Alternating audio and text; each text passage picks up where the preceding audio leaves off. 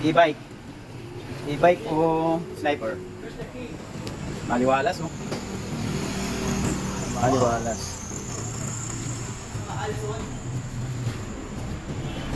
Ito yung pinagawa ko pala nung nakaraan. Yung tinanggal kasi ng mekaniko ng araw yan. Kasi dinala ko doon, iniwan ko tapos pumasok ako dito sa shop. Kasi nga pinapinturahan ko yung mags. Ayan. Nangyari, nung tinanggal niya yung dati ditong nakalagay, tawag nito, nabilog. 10 yan eh, 5 doon. 5 dito. Ngayon nabilog niya yung 5 tapos ngayon binintahan ako. Sabi ko, sige lang, okay lang yan. Kasi kung hindi talaga maganda yung ginamit mong tools diyan, mabibilog yan. Kailangan gagamitin mong tools yung mga hindi local na kasi para pag ginamit mo hindi mabibilog to kasi yung mga local na Allen Reyes medyo maalog kaya pag pinilit ko yan at mahigpit, wala, bilog yun. Kaya yun, nadali yung ko dito dati. Ngayon, pinaltan niya, na 700 ako.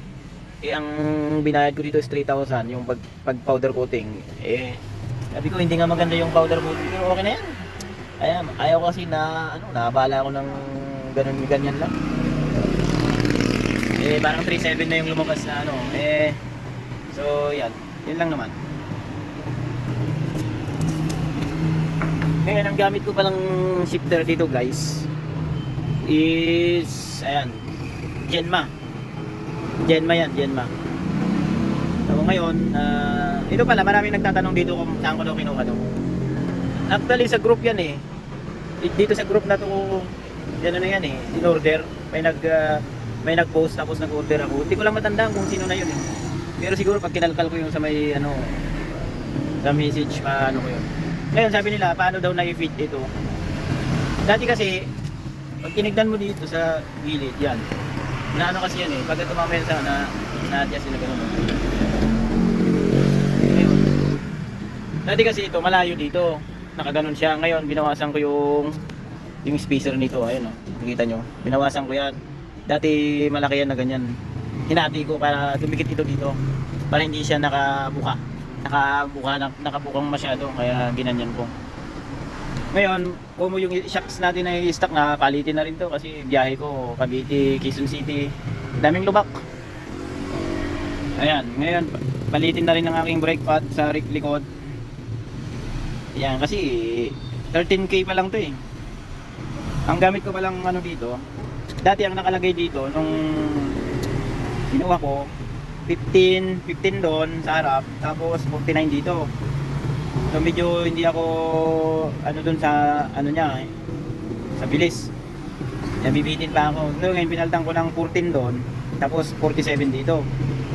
Ayun, okay naman.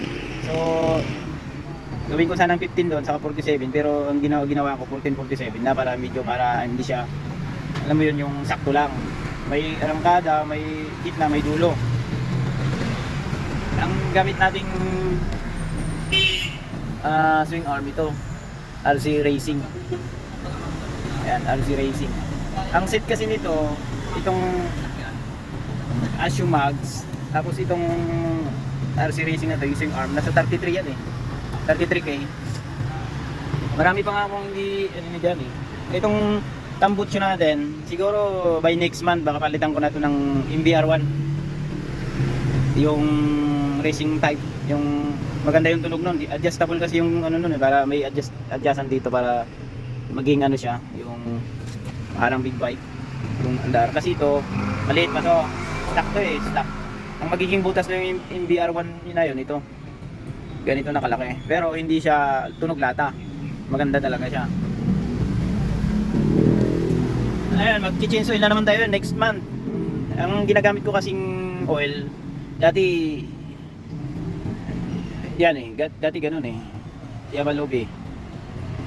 Tapos pinaldan ko ng Mutol. Smooth naman, okay naman. So, pina-PPF na rin natin to.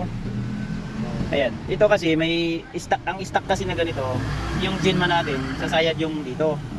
Kunti lang pero para binawasan pa rin. Pero kunti lang yung alas hindi sasayad yan pero para binawasan pa rin. Pero kung titignan mo, hindi naman sayad yan eh. Pero binawasan pa rin. Ayan, ang gamit natin na front caliper, yung Nitex. Yan. So, yan lang naman. Pero umabot na rin ng ano to guys, yung ginastos dito. Kung 130 plus ang bili ng motor, ang nagastos na dito is 120 nung hindi pa ako gumastos ng mga kung ano-ano. Pero sabihin na natin parang isang motor na din 130. Yun lang. Ito pang R1. Parang ang R1 yan. Binili ko din yan. Kasama ng belly pan. Nasa 4,000. Ito tapos yung belly pan.